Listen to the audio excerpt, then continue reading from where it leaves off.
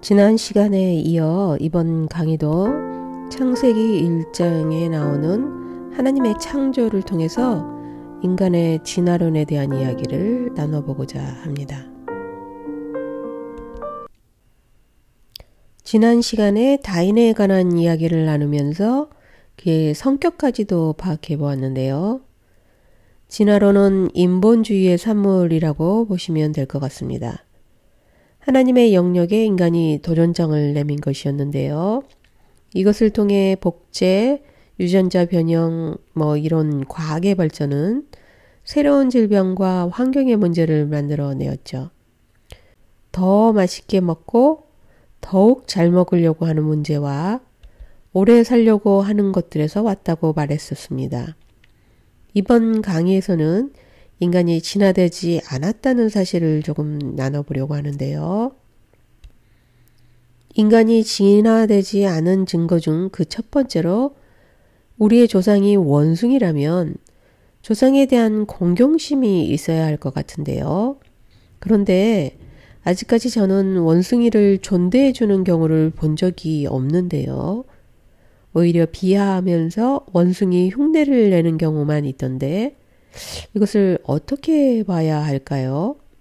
적어도 진화론자들은 원숭이를 조상처럼 생각하니까 잘 모셔야 되는 것이 맞을 것 같은데요. 그런데 그들에게 그런 공경의 마음이 없는 것 같습니다. 왜 조상을 이처럼 무시하고 내버려 둘까요? 아마도 자신들이 조상보다 더 우월하다고 생각하기 때문일 것 같은데요. 그래도 만물을 다스릴 수 있는 좋은 유전자를 물려줬는데 너무 심하게 무시하는 것 같습니다. 그 다음에 드는 의문이 원숭이에게서 진화했는데 지금의 원숭이는 왜 더 진화하지 못하고 옛 모습 그대로 남아 있는 것일까요? 적어도 조금은 진화를 이루어서 오스트랄로피테쿠스 정도까지만 진화해도 믿을 수 있을 것 같은데요. 원숭이 중 일부만 진화해서 사람이 되었다면 왜 사람이 된 원숭이종만 모든 것들을 다스릴 수 있을 정도로 진화를 했는데요. 그렇다면 분명히 다른 종 중에서도 인간과 비교될 만큼의 진화를 이룬 것이 있어야 하는데 인간만큼 진화 과정을 겪은 종은 긴 꼬리 원숭이 외에 더 이상은 없는 것 같습니다. 이것은 비교할 만한 가치조차 가지고 있지 않은 것 같은데요.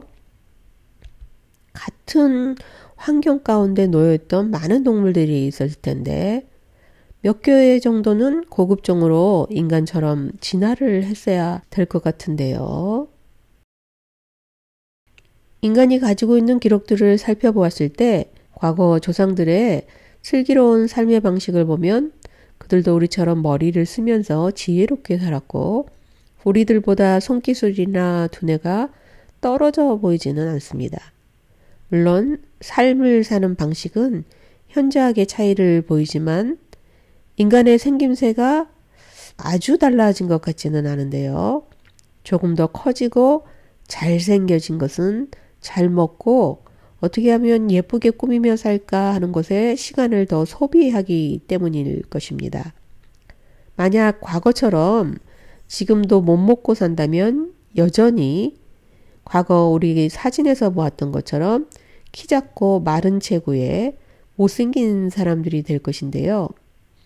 현재도 문명이 발달되지 못한 나라에서 과거 우리가 보았던 그 모습 그대로 살고 있는 사람들을 흔하게 볼 수 있기 때문이죠. 따라서 이것은 시간이 지났다고 해서 인간의 모습이 변한 것이 아니라 환경에 의해 인체 발육이 달라졌다고 봐야겠죠. 그렇다면 도대체 얼마 정도의 시간이 있어야 진화되는 것을 우리의 눈으로 확인할 수 있게 되는 것일까요? 네 번째로 진화되지 않았다는 증거는 성경에 확실하게 있습니다. 우리는 하나님의 형상을 가졌죠. 이것은 영을 가진 존재라는 것인데요. 하나님께서는 코에 생기를 불어넣어서 생명, 즉 살아있는 영을 가진 존재로 만들어 주십니다. 그래서 인간은 아주 특별한 존재가 되었죠. 오직 인간만이 영적인 동물이며 영을 소유하고 있다는 것을 보여주는 증거들이 있는데요. 이것은 시대를 초월해서 과거나 현재 모두 영적인 존재를 찾고 있고 그들에게 경배하려고 하는 모습에서 찾을 수 있습니다. 우리 조상들이 섬기던 모습 중에 하나이죠. 과거로 돌아가 보면 마을 입구에 이런 것들이 지키고 서 있었는데요. 천하대장군, 지하의 장군이 이 지역을 잘 지켜줄 것이라고 생각했기 때문에 극진하게 모시려고 했었죠. 이뿐만이 아니라 신령들에게 실제로 먹을 것까지 가져다 주기도 하고 절까지 하며 손을 싹싹 비벼가면서 부탁도 드리고 있는데요. 이것은 우리나라에만 있던 모습은 아니죠. 어느 나라나 신을 믿고 그들을 존경하고 따르는데요. 여러분들도 잘 아시겠지만 그리스나 로마는 많은 신들이 인간의 영역을 나누어 다스렸습니다. 시대가 흘러 21세기가 되었는데도 아직도 많은 나라에서는 다양한 여러 신들을 섬기고 숭배하며 살고 있습니다. 이처럼 많은 신을 섬기는 이유는 자신보다 우월한 영적인 힘을 가진 존재를 따르려고 하는 것이죠. 이것을 한마디로 말한다면 인간은 영적인 존재가 있다는 것을 믿는다는 것이 됩니다.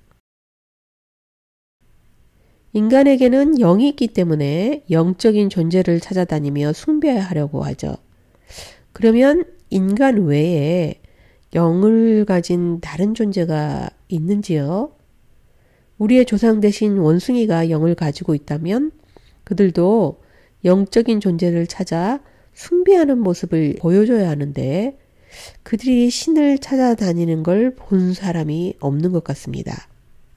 신을 찾아다니는 것은 인간이 유일한 것 같은데요.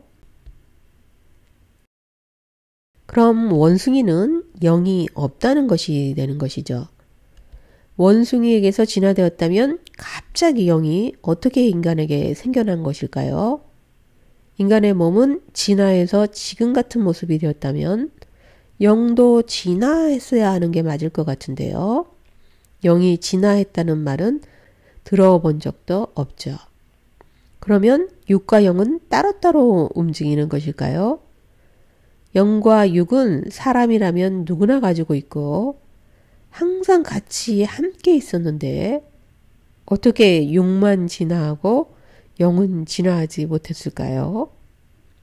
왜 유일하게 인간만 영이 있는 것인지 진화론자들은 설명하지도 못합니다. 하지만 성경은 분명하게 말해주는데요. 창세기 1장 27절에 형상을 따라 그 모양대로 만들어졌다는 것이 하나님의 닮은 꼴이며 그의 성품인 영을 가진 것이라고 말한 적이 있기 때문에 잘 알고 계실 것 같고요. 인간은 긴 꼬리 원숭이에서 진화했다는 게 다인의 주장이라면 원숭이 종류 중에 일부분이 사람이 된 것입니다. 그런데 어떻게 사람이 원숭이보다 많아졌을까요? 그냥 조금 더 많다 정도가 아니라 비교 자체가 안 될 정도로 많은데요. 원숭이는 동물원에나 가야 볼 수 있을 정도인데 반해 사람은 지구를 가득 메우고 있습니다. 일부였던 종이 엄청난 번식을 이렇게나 많이 할 수 있었을까요? 또한 원숭이가 열등자이기 때문에 인간만큼 진화하지 못했다면 이들은 사라졌어야 하는데 그것도 아니죠. 따라서 이것을 통해 알 수 있는데요. 모든 것은 진화할 수 있습니다. 그래서 없어지고 새로 생겨나는 것들은 분명하게 있죠. 우리도 어떤 기술을 가지고 있다가 쓰지 않으면 퇴화되어 잘 못하게 되는데 이것은 특별한 게 없는 자연스러운 현상 중에 하나인 것입니다. 하나님께서 인간에게만 내려주신 명령이 있습니다. 모든 것을 다스리게 하시고 땅에 충만하고 땅을 정복하게 하신 것이죠.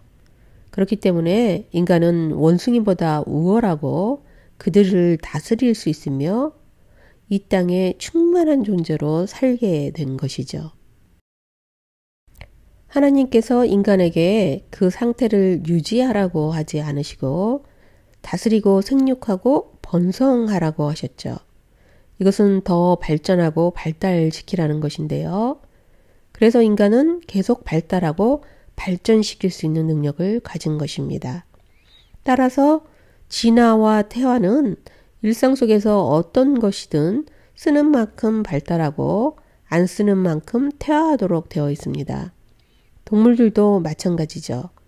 새 부리를 지역 특성에 따라서 자주 쓰는 대로 발달하기도 하고 안 쓰는 만큼 퇴화하기도 하겠죠.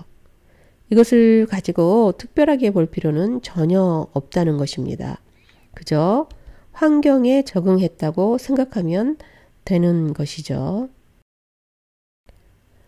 만약 다윈이 성경을 통해 유일하게 인간만 하나님께서 영을 소유하도록 하셨으며 하나님의 명령에 의해 이 땅을 정복하고 다스리는 것이 인간이라는 것을 알게 되고 우리라고 말하는 것이 삼위일체라는 것을 정확하게 알았다면 얼마나 좋았을까라는 생각을 하게 됩니다.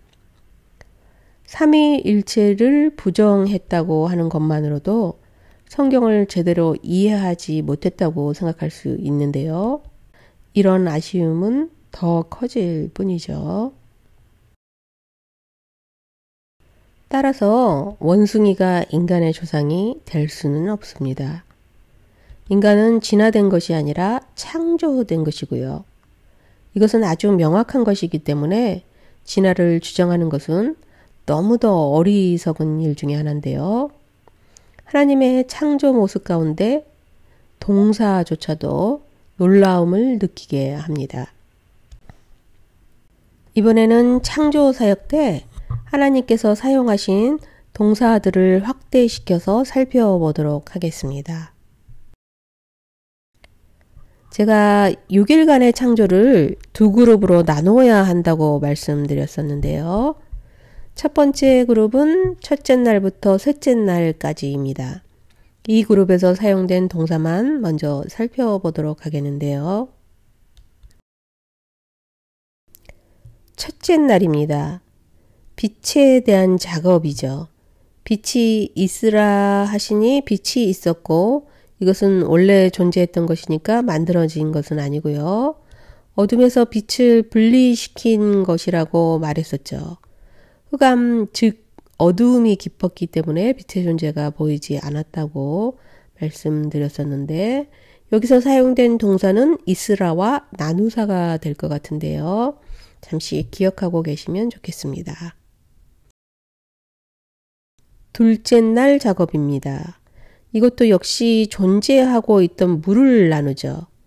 그래서 궁창이 만들어지지만 이것은 저절로 생긴 것이라고 했었습니다. 다들 떠오르시죠? 그래서 궁창 위의 물과 궁창 아래의 물로 나누어지고 여기서 사용된 동사는 나니라와 만드사일 것 같습니다. 셋째 날 사역입니다. 아래쪽에 있던 물을 다시 더 모아서 깊게 만들어 바다를 만들었죠. 그랬더니 묻이 드러났고요. 그리고 이 묻에 바로 풀과 채소, 과일나무를 생산하도록 하죠. 그렇다면 여기에 쓰인 동사는 모이고 드러나라, 내라 이런 것들이 되겠는데요. 이번에는 두 번째 그룹을 한번 살펴보겠습니다. 넷째 날부터 여섯째 날이 되겠습니다. 넷째 날에는 첫째 날과 연관이 깊어서 빛에 대한 작업의 연속이 되는데요. 빛이 빛들이 되는 것이었죠. 이 날은 광명체를 만드시는데 해와 달, 별들을 만드시죠. 지금 배웠던 것들이 다시 생각이 떠오르실 것 같은데요. 다섯째 날은 둘째 날과 사역이 연결되고요. 그래서 위의 물과 아래 물로 나누었는데 그곳에 풍성함으로 채우는 일을 하셨죠. 위 궁창에 하늘을 나는 새들을 창조하셨고 아래쪽 모인 물에는 큰 바다 짐승과 물에 번성하여 움직이는 모든 물고기류를 창조하십니다. 여기에 사용된 단어는 창조 작업 중 등장하는 첫 번째 단어인데 창조하다는 말이 드디어 나왔습니다. 여섯째 날은 묻히 드러난 셋째 날 사역과 연결되면서 땅의 짐승을 만들어 땅을 풍성함으로 채우게 되는데요. 땅의 짐승과 가축, 땅에 기는 모든 것들이 만들어지고 사람을 창조하시죠. 여기서 창조 사역에 쓰인 동사는 특이하게 만드시니와 창조하다가 다 쓰이고 있습니다. 이제 동사만을 쭉 살펴보니까 참 흥미로운 일이 생기는데요. 첫 번째 그룹을 보면 나누다, 모이다, 드러나다, 내다 뭐 이런 것들이 되겠는데요.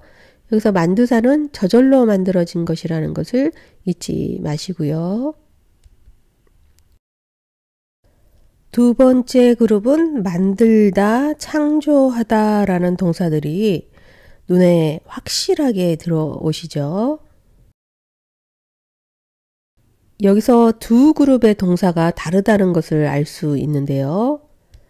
나누사는 주로 첫 번째 그룹이고요. 만들다와 창조하다는 두 번째 그룹에 속한 것을 알 수 있죠. 그렇다면 첫 번째 그룹에서는 만들거나 창조하는 작업을 한 것은 아니라는 결론에 도달하는데요. 그렇다면 6일간의 창조 작업은 이렇게 정리될 것 같은데요. 첫 번째 그룹과 두 번째 그룹으로 크게 나눌 수 있고 첫째 날부터 셋째 날까지가 첫 번째 그룹이고 넷째 날부터 여섯째 날까지가 두 번째 그룹이 될 것 같습니다. 첫째 날 빛을 드러내셨고요. 그리고 넷째 날은 빛들이 만들어지죠. 둘째 날은 물과 물을 위와 아래로 나누면서 궁창이 생겼고요. 이 궁창에 새들을 만드시고 아래쪽 물에는 물고기류를 만드십니다. 그리고 셋째 날에 아래쪽 물을 모아 바다를 만드셨고요. 그리고 드러난 땅에 식물들을 생산하도록 하시죠. 이렇게 해서 땅이 완성되는 것인데요. 빛으로 시작해서 땅의 완성이 이루어졌죠. 그리고 두 번째 그룹에서는 빛들로 시작해서 땅을 다스릴 인간이 만들어줌으로써 땅이 완성됩니다. 첫 번째 그룹에서는 단수였고요.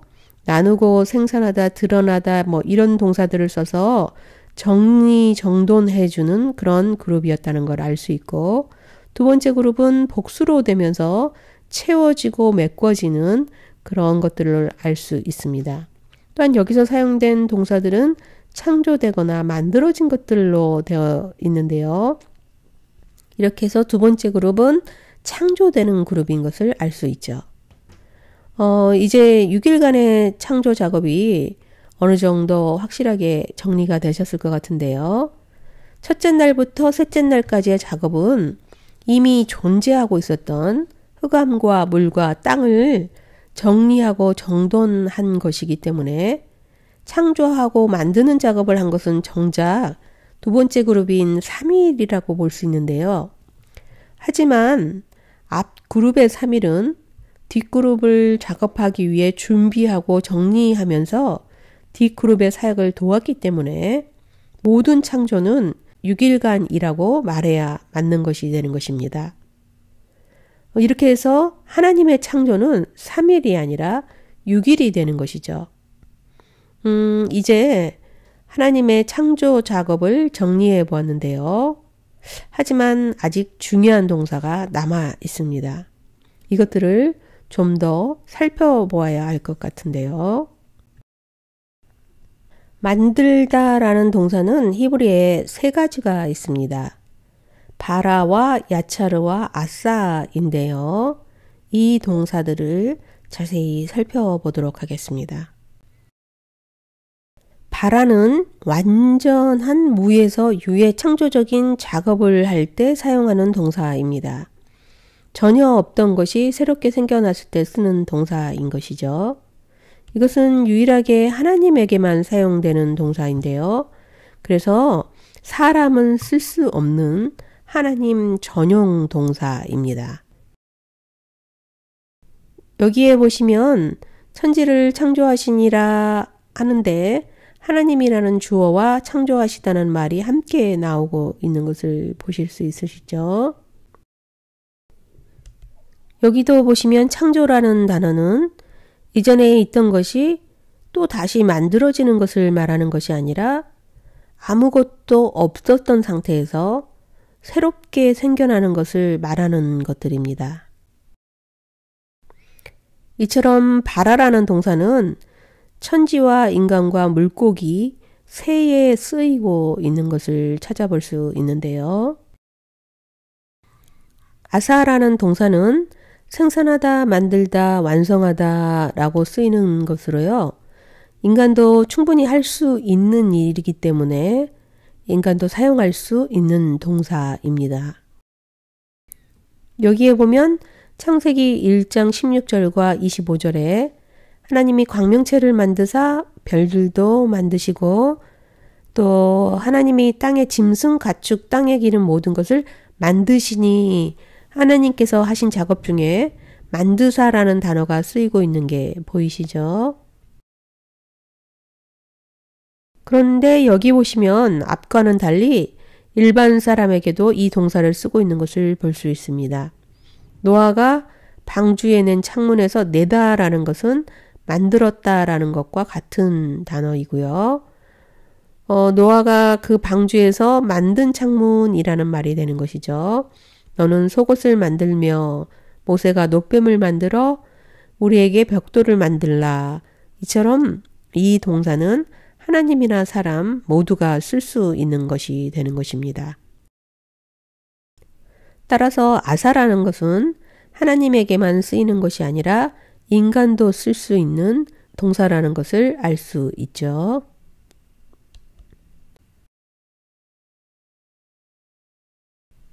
이번에는 야차라라는 동사인데요. 이것은 토기장이가 어떤 형태를 만들거나 무엇인가 틀을 구성하는 것과 같은 것에 사용되는 동사입니다. 여기 보시면 창조 사역 가운데도 하나님께서 사람과 짐승 그리고 새를 지으시는 부분이 있는데 여기에 쓰는 동사가 바라나 아사가 아닌 야차르가 쓰이고 있습니다. 그 이유가 바로 흙이라는 것 때문인데요. 이것은 직접 빚고 형태를 만드는 작업을 의미하기 때문이죠. 이 부분에 대해서는 앞으로 다른 강의에서 더 자세히 알려드리도록 하겠습니다. 여기도 마찬가지입니다. 흙으로 빚거나 부어서 형상을 만드는 작업에는 모두 야차르라는 동사를 쓰고 있는데요. 토기장이 진흙 지음받은 또 지은이에게 신상을 만들며 우상을 부어 만든 이런 형태를 가진 것에는 야차르라는 동사가 쓰이고 있죠. 시편 95편 5절에 보면 바다도 그의 것이라 그가 만드셨고 육지도 그의 손이 지으셨도다 라고 말하는데요. 여기서 보면 만드셨고는 아사를 쓰지만 지으셨도다 라는 것은 야차르를 쓰고 있습니다. 그것은 바로 손이라는 단어 때문이겠죠. 따라서 손으로 빚거나 만드는 작업을 할 때는 야차르라는 동사를 사용합니다.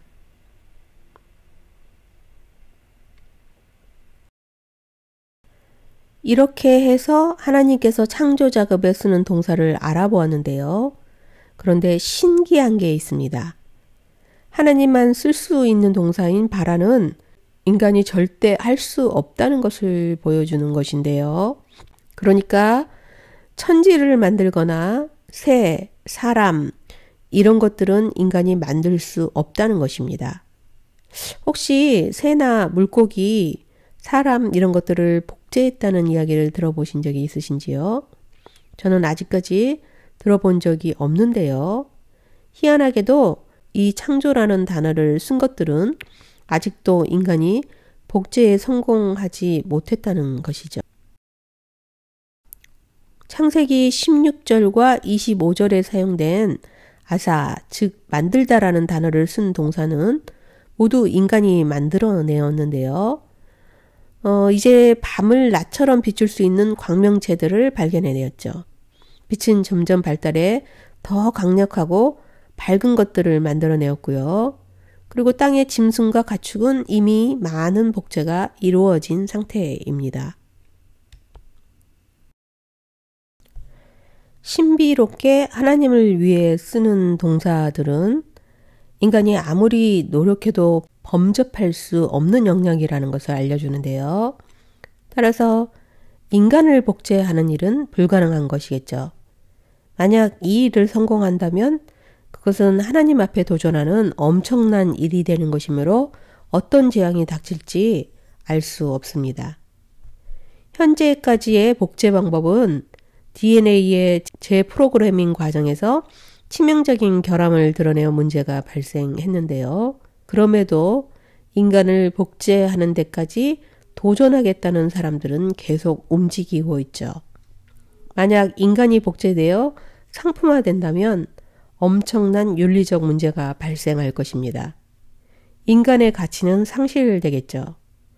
이것은 하나님께서 인간을 만들 시 모든 목적을 다 상실하게 되는 것이며 하나님만 할 수 있는 일에 도전하는 것이 됩니다. 이렇게 하나님 권위에 도전한 인간이 받을 재앙에 대한 것은 우리가 알 수 없죠. 인간은 진화할 수 없는 존재라는 사실을 말씀드렸는데요. 이제 모든 인간이 하나님 앞에 두려움과 경외감을 가지고 서야 할 시간이 가까워 가는 것 같습니다. 이렇게 해서 이번 강의에 성경적인 근거를 통해 인간은 진화할 수 없는 존재라는 사실을 말씀드렸습니다. 다윈의 진화론은 인간을 위한 인본주의이며 무신론주의입니다. 인간이 잘 먹고 즐기기 위해 만든 것들은 재앙을 일으켜 다시 인간을 위협하고 있는 것을 우리가 느끼며 보고 살고 있죠. 하나님의 형상인 영을 가진 존재이기 때문에 인간은 진화할 수 없습니다. 이것은 창조하다라는 발화를 통해 인간은 할 수 없는 영역이 있음을 알았습니다. 따라서 인간은 진화한 것도 아니며 복제되지도 못합니다. 하나님의 형상을 닮은 존재이기 때문이죠. 이제 마무리를 하겠습니다. 인간은 진화되지 않았으므로 진화론을 받아들여서는 안 됩니다. 진화론자에게 인간이 왜 진화되지 않았는지 분명하게 말해 주어야겠죠. 이런 사상에는 인본주의가 깔려 있음을 알아야 합니다. 하나님은 인간에게 특별한 영을 부어주셨는데요. 하지만 인간은 하나님 영역에 끊임없이 도전하죠. 이러한 도전은 지구의 파멸을 가져오고 있는 것을 우리는 알 수 있습니다. 창조주이신 하나님 앞에 겸손해져야 할 것입니다. 하나님이 하신 일들을 인정하며 감사하며 살아가야 할 것인데요. 이것으로 진화론에 대한 강의를 마치고 다음 주에는 안식에 대한 이야기를 나눠보도록 하겠습니다. 수고 많으셨습니다. 다음 강의에서 뵙겠습니다.